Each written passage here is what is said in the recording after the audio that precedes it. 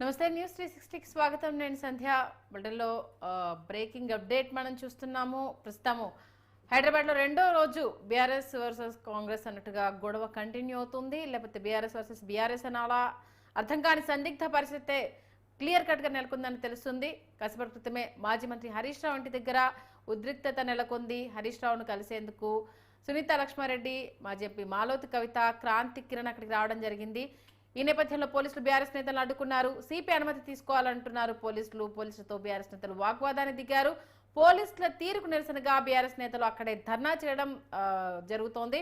మొత్తానికి అటు అరికపూడి గాంధీని కలిసేందుకు చాలా క్లియర్ కట్ గా పగడ్బందీగా వెళ్లేందుకు ప్రయత్నిస్తున్నా ఎక్కడెక్కడ పోలీసులు వారిని కట్టుదిట్టం చేస్తున్నారు.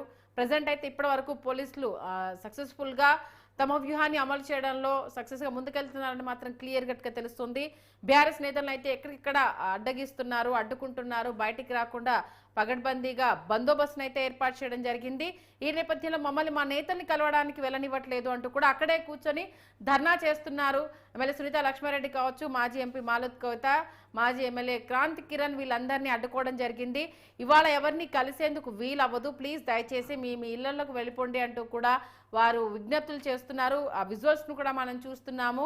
ఎక్కడ మేము మా నేతను కలవడానికి వెళ్తుంటే ఇలా అడ్డుకోవడం ఏంటి అంటూ కూడా నేతలు పోలీసులతో వాగ్వాదానికి దిగుతున్నారు. మమ్మల్ని అనుమతించకపోతే ఇక్కడే కూర్చొని ధర్నా చేస్తామంటూ కూడా అక్కడే కూర్చొని తమ నిరసన తెలియజేస్తున్నారు. మొత్తానికైతే అటు తెలంగాణ సీఎం రేవంత్ రెడ్డి, డీజీపీ జితేందర్ రెడ్డికి అయితే క్లియర్ కట్ ఆదేశాలు అయితే ఇవ్వడం జరిగింది. ఎలాంటి అవాంఛనీయ ఘటనలు జరగకూడదు, ఆదేశాలను ఎవరు మితిమీరినా ఉపేక్షించొద్దు, దానికి సంబంధించిన చర్యలు తీసుకోవాల్సిందే అంటూ కూడా చెప్పడం జరిగింది. మొత్తానికి తెలంగాణ బ్రాండ్ ఇమేజ్ దెబ్బతీస్తే సహించము అంటూ, అలాగే చట్టాన్ని చేతిలోకి తీసుకోవద్దంటూ కూడా డీజీపీ జితేందర్ రెడ్డి నేతలకైతే విజ్ఞప్తి చేయడం జరిగింది. హైదరాబాద్, సైబరాబాద్, రాచకొండ పరిధిలో ఎలాంటి ఆందోళనలకు అవకాశం లేదు, ఎవరికి అనుమతి ఇవ్వట్లేదు, దీనికి సంబంధించి ఎవరు బయటికి వచ్చినా ఉపేక్షించేది లేదు అంటూ కూడా డీజీపీ జితేందర్ రెడ్డి చెప్పడం జరిగింది. ఇప్పటికే ఆయా నేతల వద్ద అంటే పాడి కౌశిక్ రెడ్డి బాజ్పల్లి ఇంటి దగ్గర నుంచి బయటకు వచ్చే ప్రయత్నం చేస్తున్న నేపథ్యంలో పోలీసులు అయితే ఆయన్ని అడ్డుకోవడం జరిగింది. ఇవాళ ఎక్కడికి వెళ్లాల్సిన అవసరం లేదు, దయచేసి మీరు ఇంట్లోనే ఉండండి అని అంటే పోలీసులతో వాగ్వాదాన్ని దిగారు. మా ఎమ్మెల్సీ ఇంటికి, మా మేడ్చల్ జిల్లా అధ్యక్షుడి ఇంటికి వెళ్ళడానికి మీ అనుమతి నాకు అవసరం లేదు, ఖచ్చితంగా నేను వెళ్తాను అంటూ కూడా పాడి కౌశిక్ రెడ్డి డిమాండ్కు చేయడం జరిగింది. ఈ నేపథ్యంలో ఎక్కడిక్కడ అయితే పోలీసులు కట్టుదిట్టమైన భద్రతను అలాగే అదుపులను చేస్తున్నారు. ఇక ఇదే అంశానికి సంబంధించి పూర్తి సమాచారం అందించడానికి మా కరెస్పాండెంట్ భవిత న్యూస్ రూమ్ నుంచి లైవ్ లో అందుబాటులో ఉంది. భవిత, చూస్తున్నాం ఉదయం నుంచి ఇదే టెన్షన్ వాతావరణం. ఏ నిమిషం ఏం జరుగుతుందో, ఏ నేత ఇంటికి ఎవరు వెళ్తారో, ఎక్కడ గొడవలు జరుగుతాయో అంటూ పోలీసులు అయితే కట్టుదిట్టమైన భద్రతను ఏర్పాటు చేశారు. ఎవరి స్ట్రాటజీలు వాళ్ళు ప్లే చేస్తున్నారు అనేది క్లియర్ కట్ గా తెలుస్తోంది. ఓవరాల్ గా ఉదయం నుంచి ఇప్పటివరకు డీటెయిల్స్ కి సంబంధించి మీ దగ్గర ఉన్న ఇన్ఫర్మేషన్ ఏంటి? రైట్ సంధ్య, గత 2-3 రోజులుగా చూసుకున్నట్లయితే ఇటు బీఆర్ఎస్ నేతల మధ్య, ఇటు కాంగ్రెస్ నేతల మధ్య మాటల యుద్ధం అయితే కొనసాగుతుందని మనం చెప్పుకోవచ్చు. గత కొన్ని రోజులుగా ఏదైతే పార్టీ ఫిరాయింపులకు సంబంధించి ఈ అంశం మాత్రం తీవ్ర స్థాయిలో హీట్ ఎక్కిందని చెప్పుకోవచ్చు. అయితే ముఖ్యంగా బీఆర్ఎస్ పార్టీ నుంచి కాంగ్రెస్ పార్టీలోకి వెళ్ళినటువంటి 10 మంది ఎమ్మెల్యేలకు సంబంధించి ఈ మాటల యుద్ధం అయితే కొనసాగుతుంది. అయితే ముఖ్యంగా ఏదైతే పార్టీ ఫిరాయింపులకు పాల్పడ్డారో వాళ్ళపైన అనర్హత వేటు వేయాలని చెప్పేసి బీఆర్ఎస్ నేతలు పిటిషన్ వేసిన విషయం మనకు తెలిసింది. అయితే దాంట్లో తీర్పుగా కోర్టు మాత్రం ఖచ్చితంగా ఇది స్పీకర్ పరిధిలోని అంశం, ఖచ్చితంగా స్పీకర్ నిర్ణయం తీసుకోవాలి, 4 వారాల్లోగా ఒక నిర్ణయం తీసుకొని కోర్టుకు నివేదిక ఇవ్వాలని చెప్పేసి కూడా వాళ్ళు చెప్పిన పరిస్థితి కనబడుతుంది. అయితే స్పీకర్ మాత్రం ఖచ్చితంగా నిబంధనలకు లోబడే నిర్ణయం ఉంటుందని చెప్పినప్పటికీ ఖచ్చితంగా బీఆర్ఎస్ నేతలు మాత్రం ఇక్కడ ఉన్నటువంటి పార్టీ ఎమ్మెల్యేల పైన ఫిరాయింపు ఏదైతే ఉందో ఖచ్చితంగా అనర్హత వేటు వేయాలి అని చెప్పేసి వాళ్ళు కరాఖండిగా చెప్తున్న పరిస్థితి కనబడుతుంది. ఇంకా ముఖ్యంగా దానం నాగేందర్ ఖచ్చితంగా బీఆర్ఎస్ పార్టీ నుంచి గెలిచి కాంగ్రెస్ పార్టీలోకి వెళ్ళాడు. బీఫామ్ అంటే బీఆర్ఎస్ బీఫామ్ పైన గెలిచి కాంగ్రెస్ పార్టీలోకి వెళ్లారు. రాజీనామా చేయకుండా వెళ్లడమే కాకుండా పార్లమెంట్ ఎన్నికలు అంటే ఎమ్మెల్యే బీఫామ్ పైన, బీఆర్ఎస్ బీఫామ్ పైన గెలిచి కాంగ్రెస్ బీఫామ్ పైన ఎంపీకి పోటీ చేశారు. కాబట్టి ఖచ్చితంగా దానం నాగేందర్ పైన ఖచ్చితంగా చర్యలు తీసుకోవాలంటూ కూడా ఫిర్యాదు చేసిన సందర్భం అయితే ముఖ్యంగా కనపడుతున్న పరిస్థితి కనపడుతుంది. అంతేకాకుండా దానం నాగేందర్తో పాటు కడియం శ్రీహర్ పైన కూడా ఖచ్చితంగా వేటు వేయాలంటూ కూడా బీఆర్ఎస్ నేతలు కరాఖండిగా చెప్తున్నారు. ఈ ఇద్దరి మధ్య గొడవనే తారాస్థాయికి చేరిందని చెప్పుకోవాలి. అయితే ముఖ్యంగా గత వారం రోజుల క్రితం ఏదైతే కమిటీ నియమించిందో, అసెంబ్లీ కమిటీని నియమించిందో, ఆ కమిటీలో పిఎసి చైర్మన్ గా అరికపూడి గాంధీని నియమించడము ఖచ్చితంగా విమర్శలు చేస్తున్నారు బీఆర్ఎస్ నేతలు. అరకపూడి గాంధీని బీఆర్ఎస్ ప్రతిపక్షం ఎలా నియమిస్తారో అన్నట్టుగా కూడా వాళ్ళు చేసినటువంటి వ్యాఖ్యలను అరకపూడి గాంధీ ఖండించారు. నేను బీఆర్ఎస్లోనే ఉన్నా, మర్యాదపూర్వకంగానే అంటే నియోజకవర్గ అభివృద్ధి పనుల కోసం సంక్షేమం కోసమే నేను మర్యాదపూర్వకంగా సీఎంను కలిసానే, కానీ నేను బీఆర్ఎస్ పార్టీలో ఉన్నా, నాకు ప్రతిపక్ష నేతగానే పిఎస్సి ఇచ్చారని చెప్పేసి కూడా వాళ్ళు చెప్పినట్టు సందర్భం కనబడుతుంది. అయితే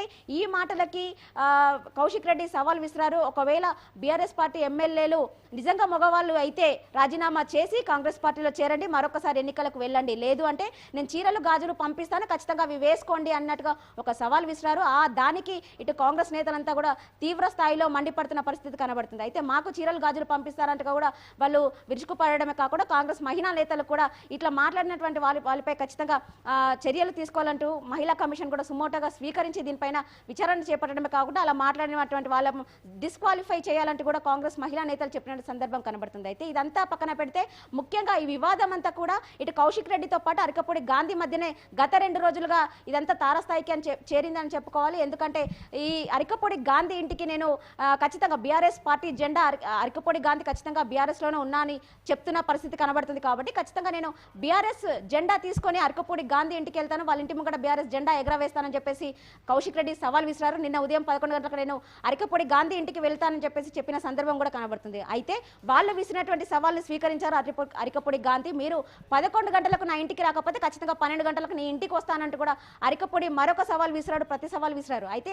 కౌశిక్ రెడ్డి రాకపోవడంతో కాన్వాయ్తో బయలుదేరారు అరకపూడి గాంధీ. నిన్న కౌశిక్ రెడ్డి ఇంటికి బయలుదేరడం అక్కడ కొంత మేరకు ఉద్రిక్త పరిస్థితి కూడా నెలకొన్న విషయం మనకు తెలిసిందే. ఇక్కడ ఉన్నటువంటి పోలీసులు అరకపూడి గాంధీ కాన్వాయ్ని అడ్డుకోవడం, ఆయనతో పాటు వచ్చినటువంటి అనుచరుల పైన అడ్డుకోవడంతో అక్కడ కొంత మేరకు వాగ్వాదం దిగారు. ఇటు బీఆర్ఎస్ కార్యకర్తలు కావచ్చు, బీఆర్ఎస్ లీడర్స్ కావచ్చు, ఇటు కాంగ్రెస్ లీడర్ మీద కొంత మేరకు ఉద్రిక్త పరిస్థితి నెలకొన్న నేపథ్యంలో అక్కడ కొంత మేరకు దాడులు చేసుకున్న పరిస్థితి కనబడుతుంది. టమాటాలు గుడ్లు రాళ్లతో దాడి చేసుకున్నారు. అక్కడ ఆ దాడిలో కౌశిక్ రెడ్డి ఇల్లు అద్దాలు కూడా ధ్వంసమైన పరిస్థితి కనబడుతుంది. ఈ నేపథ్యంలోనే అక్కడికి వచ్చినటువంటి నేతలను పోలీసులు అరెస్ట్ చేశారు. అయితే మరొకసారి కౌశిక్ రెడ్డి అరకపూడి గాంధీ ఇంటికి నేను ఈరోజు వస్తాను సవాల్ విసిరారు.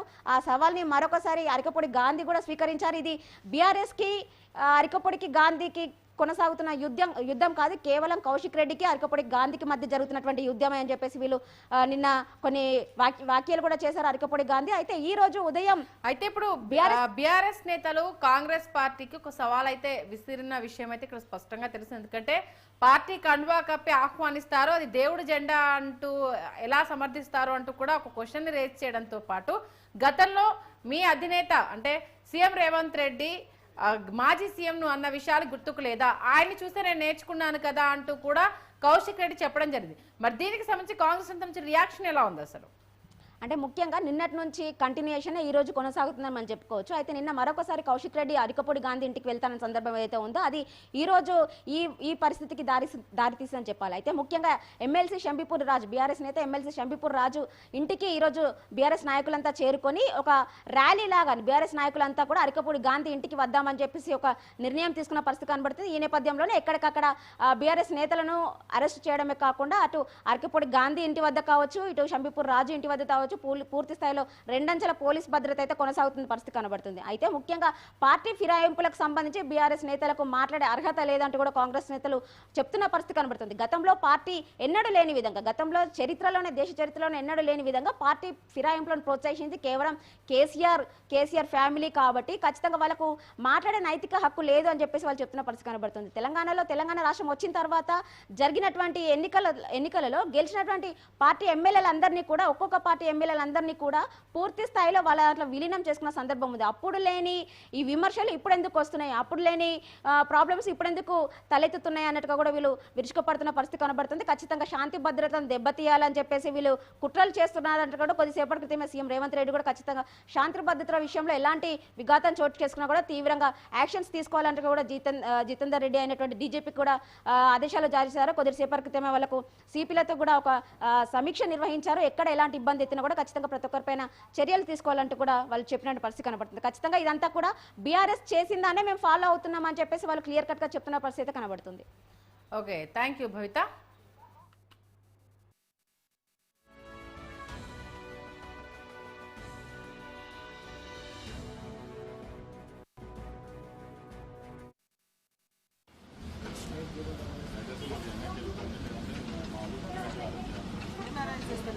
చేసేస్తారు నాకు అర్థం కాదు. మా కాన్సెప్ట్స్లో అందరూ ఆల్రెడీ అరెస్ట్ చేస్తారు. నాకు ఎక్కడో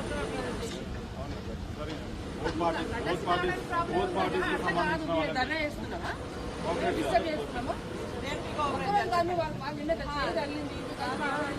కోఆపరేట్ చేయాలి చెప్పండి. ఎక్కడ అవుట్ ఆఫ్ కంట్రోల్ కాకుండా ఉండడానికి మేము వెళ్ళాల్సిందే, మాట్లాడాల్సిందే. విచిత్రం అనిపిస్తుంది. మా ఎమ్మెల్యే కానీ మా ఎక్స్పీరియన్స్ కానీ ఏం కలుస్తున్నందుకు మీరేందండి రిస్ట్రిక్షన్స్? నేను ధర్నా చేసేది ఉందా ఏమన్నా? మీరు రావాలంటే మీరు రావాలనుకుంటే మాతో రండి, మీరు ఇబ్బంది ఏం లేదు. మీరు రండి, మాతో రండి, ఒక 10 నిమిషం కలిసి వెళ్తాము. వాడి నిన్న చేయి దెబ్బ తగిలింది, ఇప్పుడు మేము కలిసి రావాలి, వాళ్ళు మాట్లాడి రావాలి. మేము పోయి వచ్చాక కూడా లేదు కదా బయట. ఇప్పుడు మీరు ఆపి అనవసరంగా వీళ్ళు జామ్ చేసి మీరు న్యూసెన్స్ చేస్తున్నారు తప్ప మేము కాదు కదా.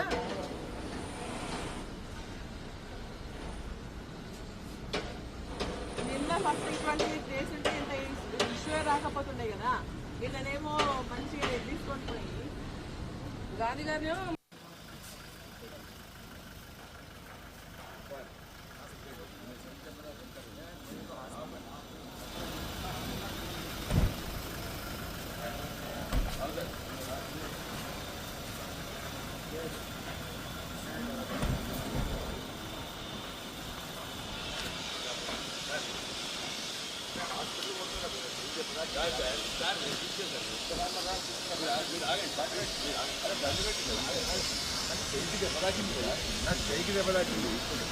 హాస్పిటల్ పోతున్నారు. రాత్రి మీరే దెబ్బ తాకిచ్చిండ్రు. ఒక 2 minutes డిస్కస్ చేసుకోవాలి.